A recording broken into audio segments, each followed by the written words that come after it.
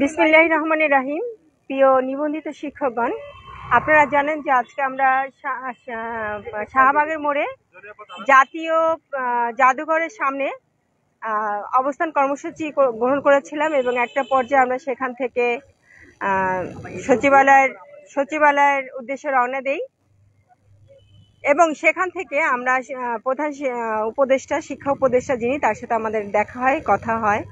তার পরিপ্রেক্ষিতে আমরা আমাদের যে 2 দিনের কর্মসূচি ছিল 29 এবং 30, আমরা সেই 29 এবং 30 তারিখের যে কর্মসূচির প্রথম দিন আজকে এখানে আমরা সমাপ্ত করেছি। কালকে আমাদের একটা ডেট ছিল, কিন্তু যেহেতু আমরা শিক্ষা উপদেষ্টার সাথে কথা বলেছি এবং আমাদের যে বিষয়টা এই যে আমরা 1 থেকে 12তম আমাদের যে একটা বিশেষ গণবিজ্ঞপ্তি হবার কথা ছিল, সেটা নিয়ে যে আমরা তাদের সাথে কথা বলেছি এবং তিনি বলেছেন যে আমাদের বিষয়টা আবার দেখবেন এবং সে পড়বেন, বুঝবেন এবং দেখবেন।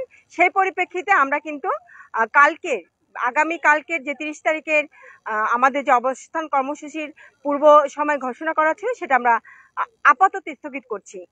তাই এই পরিপ্রেক্ষিতে আমরা পরবর্তীতে আমাদের যে লাইভে আমরা যখন যুক্ত হই, আমাদের পেজে যুক্ত হই, তখন আমরা আমাদের পরবর্তী দিনটা ঘোষণা করব। সেই পর্যন্ত আপনাদের অপেক্ষা করতে হবে।